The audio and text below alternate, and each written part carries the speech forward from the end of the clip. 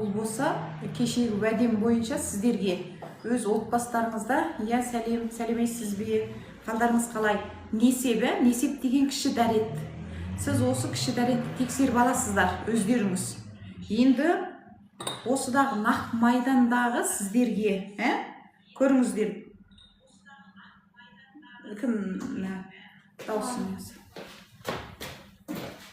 Сәлеметсіз бе? Я кәнекей лайық басып тіркеле кетіңіздер достар. Бүгінгі керемет, бұл жердегі сабақ керемет болады. Мына 4 стакандағы сіздер біздің өзіміздің несеп кіші дәретіміз деп ойласаңыздар болды. Бұл денсаулық үшін бұны білулерге әрбір адам білуге тиісті. Өз отбасыларыңызда ертеңнен бастап өздеріңіздің кіші дәреттеріңізді тексеріп алыңыздар. Бірінші ашқарында. Бірінші болып таңертең орыннан тұрған соң ашқарында. Бірақ өздеріңіз сөзсіз осындай пластмас бола ма өздеріңіз стакан дайындайсыздар, Енді бұл жердегі кей адамның кіші дәреті осындай су сияқты болады, Оған таңғалмаңыздар. Бұл денеде мүлдем су құрам жоқ. Бұл кезде адамның ғұмырына, өміріне қауіп төнеді. Оны көп адам түсіне бермейді. Енді кейбір адамдардікі орыннан тұрған соң несеп осындай болады. Кейбіреудікі тіпті қызғылт болып кетеді, реңі. Кейбіреуінікі сап-сары болып кетеді. Енді сіз больницаға барсаңыз, кіші дәрет тексеріп жатады, сіздің бүйрегіңізде кінәрат бар ма жоқ па? Осы кіші дәретті тексеру арқылы сізді біледі.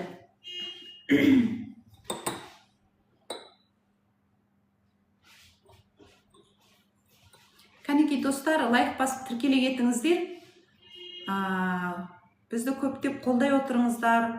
Біздің тиктоктың қағидасында әрбір лайқты қанша көп басқан сайын, біздегі көрілім өрлеген сайын бізді тикток чектемейді.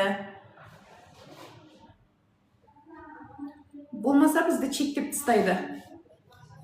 Достар, енді сіздерге толықтай түсіндірем. Бұл мысал ретінде біздің денеміздегі су құрам бар жоғын біз қалай білеміз? Денеміздегі су құрам бар жоғын, Егерде сіздің мына түсте болса, денеңізде су құрам жоқ деген сөз. Сіздің бүйрегіңіз қан жасап бере алмады. Мынандай болып кетсе, ол кезде сіздер больницаға барып тексерілесіздер. Бүйректе кінәрат бар ма жоқ па? Бүйректе қабыну бар ма? Мысалы, бүйректе суық бар ма? Осыны өздеріңіз тексересіздер отбасыларыңызда.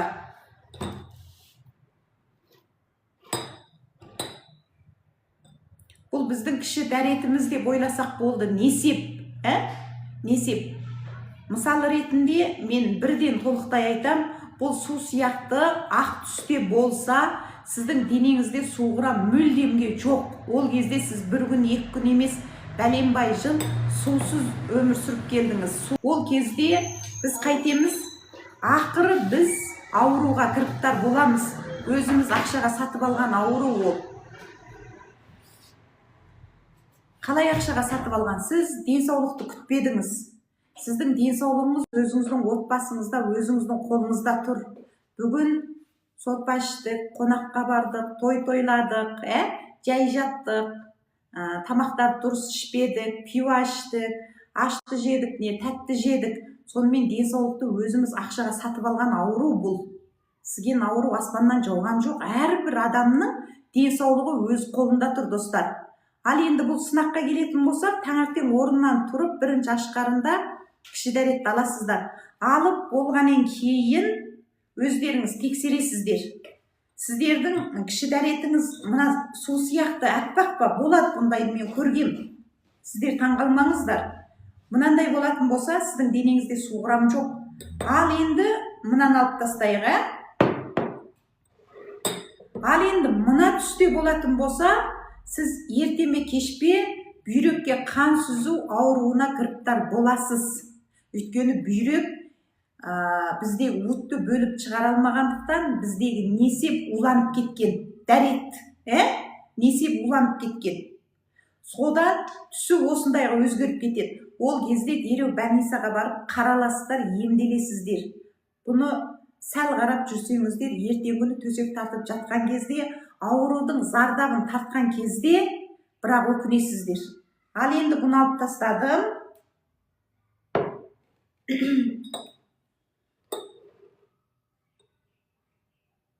Ал енді екі түс қалды. Мынаны өздеріңіз фотоға түсіріп алыңыздар. Ал енді мына түсте болса, денеңіздегі суғырам артып кеткен. Мына түсте болса, суғырам артып кеткен денеңізде.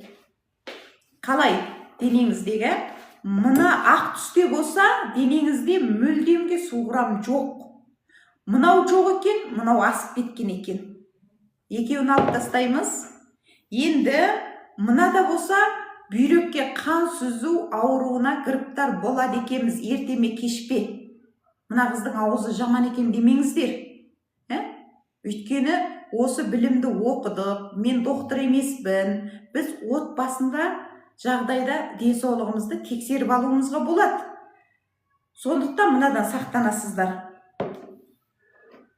Ал енді тура мына түсте болса, мына түсте сіздің денеңізде суғырам толық, кем емес, артық емес, бүйрегіңізде жақсы.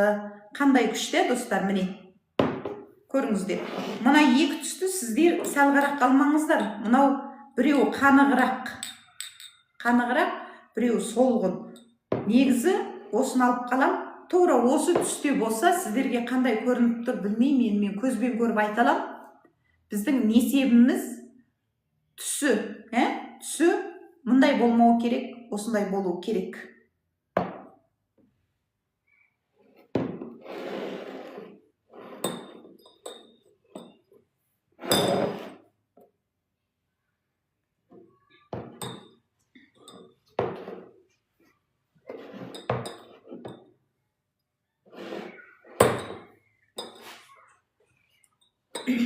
Кәнекей достар, лайк басып тіркеле кетіңіздер. Біздегі денсаулық туралы ғылыми су ішу, ғылыми тамақтану группасына кіреміз десеңіздер, номер қалдырыңыздар.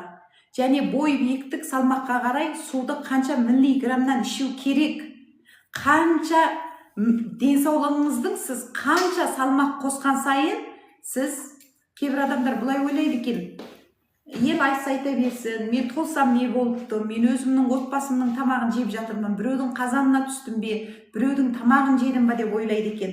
Олай емес, ол ертеме кешпе сізді өкіндіретін, қабат деген ай деген өкінішке қалдырады ғой, денсаулық.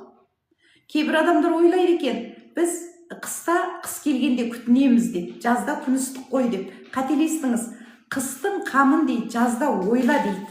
Сіздер жаз кезінде денсаулықтарыңызды күтіп алуыңыз керек. Мына шілденің 7-ші айы болды. Шілденің чіліңгір ыстығында аузы қисайып қалыпты деп жатады. Тері қатып қалыпты. Шілде тері қатып қалыпты дейді. Атам заман қазақ айтып кеткен. Шілде тері қатып қалыпты деп.